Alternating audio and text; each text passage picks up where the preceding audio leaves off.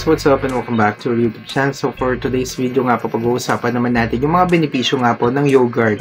Alam naman natin na maganda nga po sa katawan ng yogurt, pero ano nga ba yung mga benepisyo na pwede natin makuha pag kumain tayo ng yogurt? Again, simulan na natin ang video. Sabi nga dito, ang yogurt ay maraming benepisyo para sa ating kalusugan. Narito ang ilan sa mga ito base sa aking natagpuan. Katulad ng natagpuan ko nga, ang yogurt number 1, ayan ay mayaman sa mahalagang nutrients. Ayan.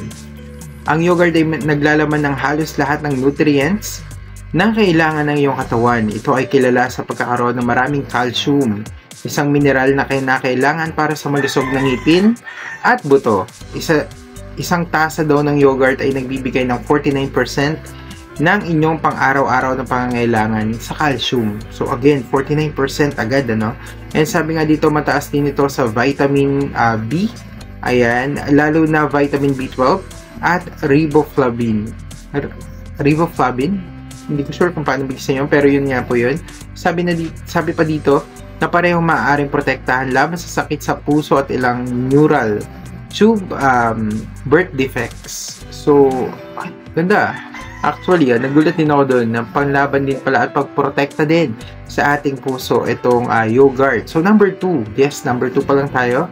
Mataas sa protein nga daw po. Ang yogurt ay nagbibigay ng kahanga-hanga halaga ng protina. Ayan. Na tumutulong sa metabolismo sa pamamagitan ng pagtaas ng iyong energy expenditure o ang bilang ng mga calories na iyong nasusunog sa buong araw. Wow! Legit, ayan. So, alam naman natin ang calories ay mas maganda na nababurn ng katawan natin. So, nakatulong pala ang yogurt para doon. Ayan, sa pagtunaw ng ating mga calories. So, number 3, ayan, ay maaaring makatulong sa kalusugan ng digestive. Ang ilang mga uri ng yogurt ay naglalaman ng live bacteria o probiotics na maaaring makatulong sa kalusugan ng digestive kapag kinakain nga daw po ang yogurt. Yes, kaya naman nakikita natin sa mall maraming mabibili na yogurt dahil may inom nga po sa atin. Medyo pricey nga lang yung yogurt, pero of course yung makukuha naman nating benepisyo dito talagang worth it naman. So number 4, ayan, maaaring palakasin ang iyong immune system ang pagkain ng yogurt, lalo na kung ito ay naglalaman ng probiotics sa regular na maaaring palakasin ang inyong immune system at bawasan ang iyong tsansa na magkaroon ng sakit. Siyempre, kung mataas ang immune system natin, mas malayo tayo sa sakit. So number 5, ayan, maaaring makatulong sa kalusugan ng puso. Ang yogurt ay naglalaman ng karamihan sa saturated fat na dati ay pinaniniwalaang nagdudulot ng sakit sa puso. Ngunit ang kasalukuyang pananaliksik ay nagpapakita na ito ay mas komplikado daw. Sa kabila ng kanyang nilalaman ng taba, ang yogurt ay lumilitaw na makakabenepisyo sa kalusugan ng puso sa pamamagitan ng pagtaas ng HDL, ayan, o yung mabuting cholesterol nga daw po, at pagbabawas ng presyon ng dugo. So, ang ganda nga ng role ng yogurt sa ating katawan. Ayan, so kung marami kang cholesterol sa katawan, ayan, maganda nga po mag-intake ng yogurt. So, number 6 naman po, sabi dito, maaaring makatulong sa pamamahala ng timbang ang Greek yogurt. Again, yung Greek yogurt nga po, particular, ay may ilang mga katangian na maaaring makatulong sa pamamahala ng timbang. Ito ay mataas sa protina na nagtatrabaho kasama ang calcium upang magpataas ang mga antas ng mga hormones na nagpapabawas ng gana sa pagkain tulad ng peptide, YY at GLP-1. Ayan.